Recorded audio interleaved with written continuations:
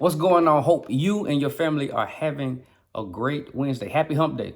Hope everything's going well. I feel like it's been a minute since you and I have spoken, but please forgive me. I'm having some severe technical issues on my side. I'm trying to get them resolved, but let's jump again into this final installment of our adjustment series.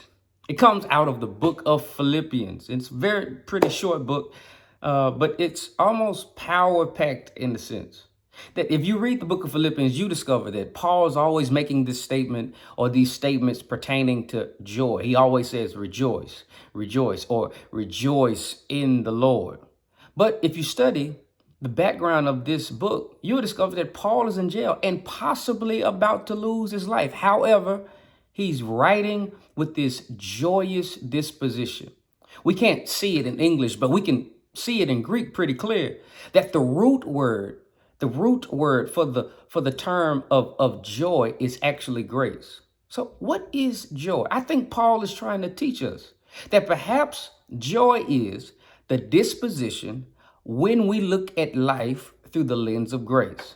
Or joy is the perspective that is birthed out of our grace-filled lenses. And that's the final adjustment as we close out this adjustment series. It is making the adjustment from happiness to joy.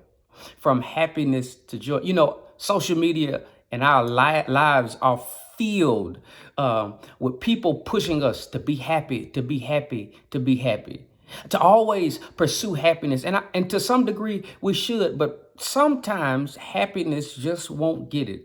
And sometimes you're going to have to tap into something a bit different, which isn't the pursuit of happiness, but rather the pursuit of joy, because things are not always going to go in the manner that you would like for them to go.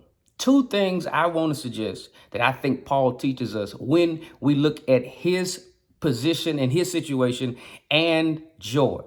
First thing is that joy has the ability to run counter to our context. In other words, you can be joyous and it not match the context that you're in. You can have joy and you not be in the best situation. But why is this possible? It's because not only can joy run counter to your context, but also joy is based upon a connection. When Paul is talking about joy and talking about rejoicing, he's making this statement and he says, rejoice in the Lord, because Paul is trying to teach this Philippian church that joy is found in God. If you are in search or if you are pursuing joy in anywhere else, you'll always find yourself empty. True joy, enduring joy is found in the Lord. And I think that's what we find here. As a matter of fact, when Paul is about to close out his book, it's in Philippians chapter 4, verse 11. One of my favorite verses, he says, for I have learned to be content in whatever circumstances I find myself.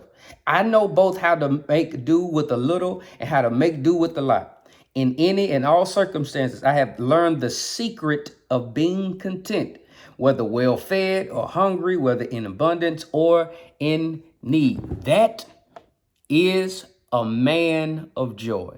That is a woman of joy that has learned the secret of being content. Because listen, you can be joyous. You can be joyous no matter what you are going through. Along the Atlantic seacoast, there was this farmer that was looking for a farmhand to help him help him go about his business, his farm handling business. Well, he was trying to find these people to help him with his farm, but nobody would agree to help him because the Atlantic seacoast is known for its terrible storms. But then there was this one thin, middle-aged man that decided he would help him. He walked in. He said, hey, sir, are you good at taking care of a farm? He said, sir, I sleep well when the wind blows.